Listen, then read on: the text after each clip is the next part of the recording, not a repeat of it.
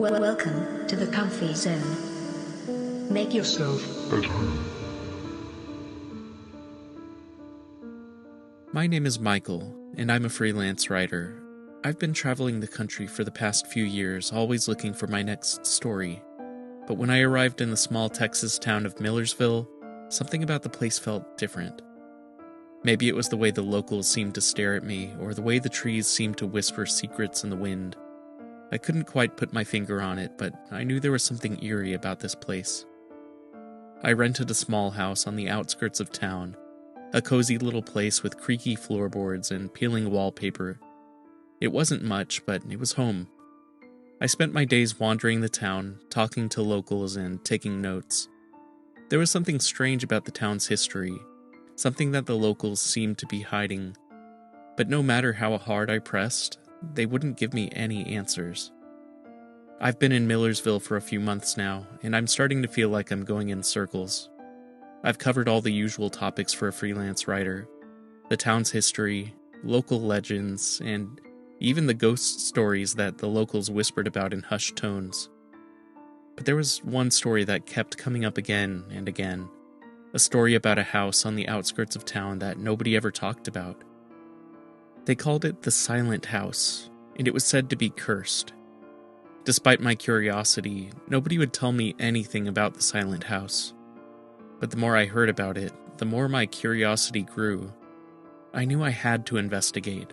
So, one day, I set out to find the Silent House and uncover its secrets. Little did I know, the truth would be far more terrifying than I could have ever imagined. As I continued my research, I met a friendly local named Sarah. She owned the town's only coffee shop and was always happy to chat with me when I stopped by for a caffeine fix. Sarah was a bubbly woman in her mid-30s with bright red hair and a smile that could light up a room. We quickly became friends, and she even offered to help me with my research. One afternoon, I walked into the coffee shop and found Sarah behind the counter, her nose buried in a book. "What's up?" I asked as I approached the counter. "Hey, Michael!" Sarah looked up from her book and grinned. "I found something that might be useful for your research." She slid the book across the counter towards me. It was an old, leather-bound tome with faded gold lettering on the cover. "What's this?" I asked, intrigued. "It's an old journal that belonged to one of the town's founding families," Sarah explained. "I found it in a box of old books at an estate sale last weekend. I thought you might find it interesting." I thanked Sarah for her help and took the journal back to my house to read it. As I flipped through the yellowed pages, I discovered a wealth of information about the town's early years. It was fascinating, but I couldn't shake the feeling that something was missing. There was still something about the town's history that nobody was telling me. Later that week, I stopped by the coffee shop again to chat with Sarah about my findings. "Hey, Sarah," I said as I approached the counter. "Thanks again for the journal. I've been reading it non-stop, but there's still something missing. Do you know anything else about the town's history that might help me out?" Sarah's smile faded slightly, and she glanced around the empty coffee shop before leaning in closer. "Michael, I don't know if I should tell you this, but what, Sarah?" I leaned in, curious about what she was about to say. "Well, there's a reason nobody talks about the Silent House," Sarah began hesitantly. "And there are some things in this town that are better left alone." I felt a chill run down my spine. Whatever Sarah was about to tell me, it couldn't be good. "What do you mean?" I asked, my voice barely above a whisper. Sarah took a deep breath and glanced around the empty coffee shop again. "I shouldn't be telling you this, but the truth is, there's something evil in this town," she said, her voice low. "Something that's been here for a long, long time, and I think it's connected to the Silent House." I felt my heart racing in my chest. "What do you mean, something evil?" I asked, my voice shaking. "I don't know exactly," Sarah said, shaking her head, "but I've heard stories from my grandmother about strange things that have happened in this town, and she always said that the Silent House was at the center of it all." I sat there, stunned. I had come to Millersville looking for a story, but I had never expected to uncover something like this. Sarah, how did you even get your hands on a book like this? I asked, changing the subject. Sarah shrugged. Like I said, I found it at an estate sale. It was just sitting there in a box of old books. I thought it might be useful for you. I thanked Sarah for her help and left the coffee shop, my mind racing with new questions. What was in the silent house? And what did Sarah mean by something evil? I knew I had to investigate further, no matter how dangerous it might be. Over the next few weeks, I continued to dig deeper into the history of Millersville, but I found myself hitting dead ends at every turn. It was like the town was hiding something from me, and I didn't know where else to turn. That's when I met Tom. Tom was a grizzled old man in his 60s who spent most of his days sitting on the porch of his house, smoking a pipe and watching the world go by. I had seen him around town a few times, but I had never spoken to him until one day when I was walking by his house. "Hey, son," Tom called out to me as I passed by. "You look lost." I stopped and turned to face him. "Yeah, I guess I am," I admitted. "I'm trying to learn more about the history of this town, but nobody seems to want to talk to me." Tom nodded knowingly. "People around here are pretty tight-lipped when it comes to the past," he said. "But if you're looking for answers, there might be someone who can help you."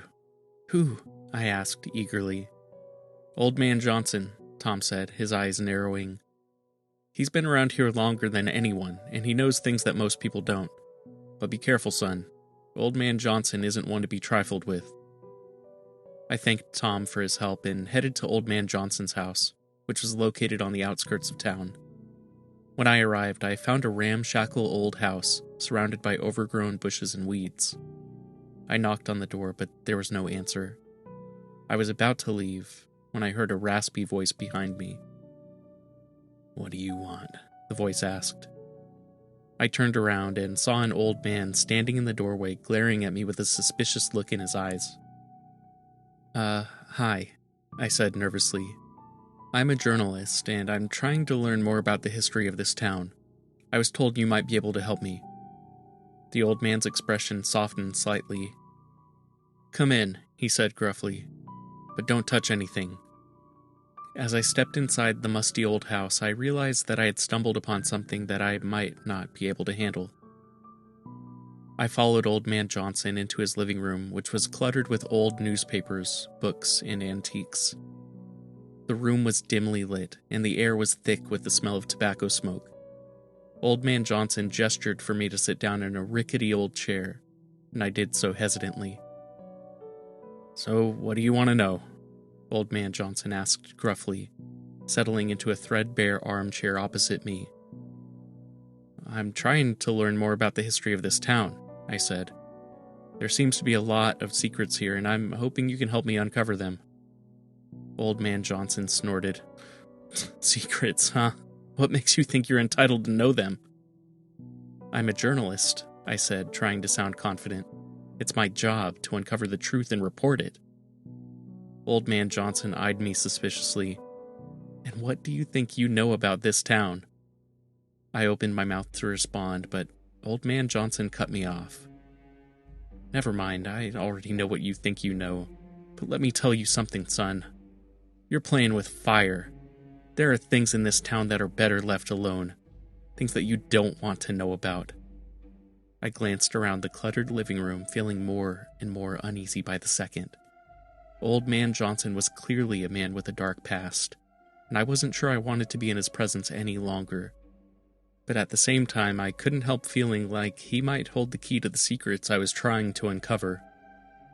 "I'm just trying to get to the bottom of things," I said, trying to keep my voice steady. "I don't want to cause any trouble." Old Man Johnson leaned forward, his eyes flashing with anger. "You're already causing trouble," he spat. "You're stirring up things that should be left alone, and if you're not careful, you're going to end up just like the others." I felt a chill run down my spine. What did he mean, just like the others? But before I could ask, Old Man Johnson stood up and gestured to the door. "That's enough for now," he said. "I think it's time for you to leave."